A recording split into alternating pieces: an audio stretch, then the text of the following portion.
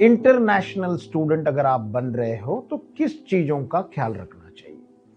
हो सकता है कि आप इस साल के क्लास खत्म होने के बाद आप इंटरनेशनल कॉलेजेस में अप्लाई किए हो, आज सैंक्शन भी हो गया हो, सिलेक्शन भी हो गया हो, तो आपको किस किस मुद्दे पे कनेक्ट करके रखना चाहिए, थोड़ा सा ध्यान देने की कितनी जरूरत है।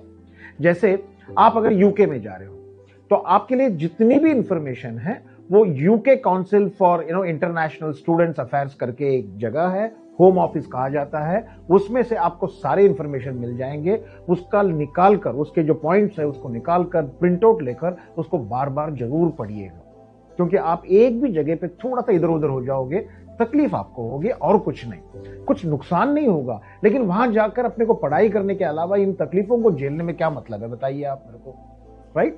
उसी तरह अगर आप यूएसए जा रहे हो तो यूएसए का वहां पे citizenship and immigration services of the department of state करके एक रूल है, उस रूल को यहाँ पे पढ़ लीजिएगा। हालांकि यूनाइटेड स्टेट्स में अमेरिकन स्टूडेंट्स और हमारे जो इंटरनेशनल स्टूडेंट्स हैं उन दोनों के लिए रूल एक ही है, फिर भी थोड़ा सा डिफरेंस रहेगा ही। वो जो स्किन कलर, वो जो बिहेवियर, वो जो जनरल तू मैं होती है, ये होता रहेगा। इसीलिए आप उससे थोड़ा सा बचना चाहिए। इसीलिए इमिग्रेशन लॉ के बारे में आपको जानना बहुत जरूरी है। तो आपकी वीजा की कंडीशन क्या है, जनरली F1 होता है, F1 वीजा मिलती है, लेकिन उसमें एक कोर्स लोड होता है, याद रखिएगा। F1 वीजा में एक कोर्स लोड होता है, उसका आपको याद रखना पड़ेगा। उसी तरह आपकी वर्क परमिशन है कि नहीं, एकेडमिक इंटीग्रिटी पॉलिसी करके एक होती है, उसके ऊपर ध्यान रखना चाहिए। कल्चरल नॉर्म्स, उसके ऊपर याद रखना चाहिए।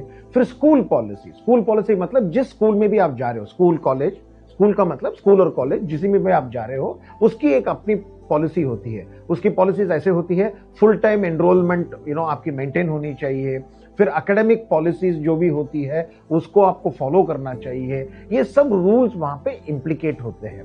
तो जब भी आप बहुत सारे पैसे देके, क्योंकि nothing less than 25-30 lakhs if you really wanted to go even for a 1 year course, अब उतना पैसा देके वहां जाने के बाद किसी छोटी सी लीगल इश्यूज के वजह से आपको तकलीफ हो, इसीलिए आपको इन सारी पॉलिसीज के बारे में थोड़ा सा अच्छे से पढ़ के उसको अंदर ग्रहण करके उसके मुताबिक आपको वहां पे जीना पड़ेगा।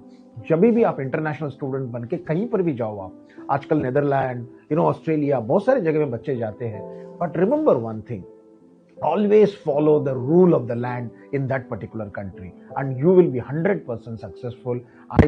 I wish you a good luck for you. बस आज इतना ही। कल एक नया एपिसोड लेकर वापस फिर आपके पास आऊंगा। तब तक के लिए मुझे आज्ञा दीजिएगा। नमस्कार।